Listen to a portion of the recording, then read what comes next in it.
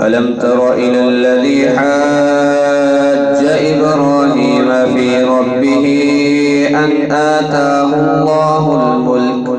إذ قال إبراهيم ربي الذي يحيي ويميت قال أنا أحيي وأميت قال إبراهيم فإن الله يأتي بالشمس من المشرق فأت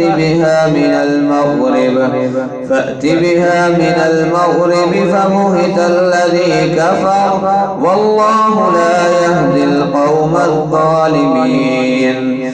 أو كالذي مر على قرية وهي خاوية على عروشها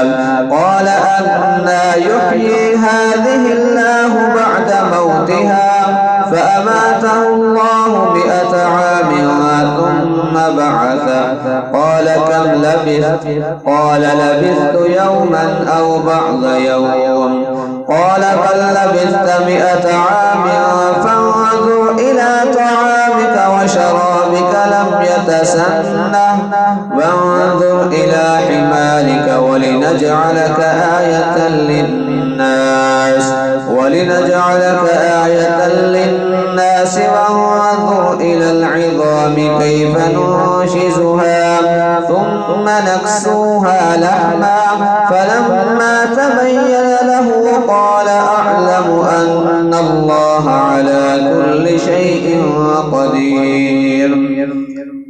وإذ قال إبراهيم رب أرني كيف تحيي الموتى قال أولم تؤمن قال بلى ولكن ليطمئن قلبي قال فخذ 4 من الطير فصرهن إليك ثم اجعل على كل جبل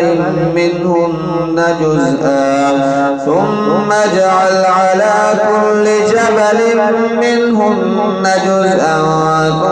ادعهن يأتينك سعيا واعلم أن الله عزيز حكيم.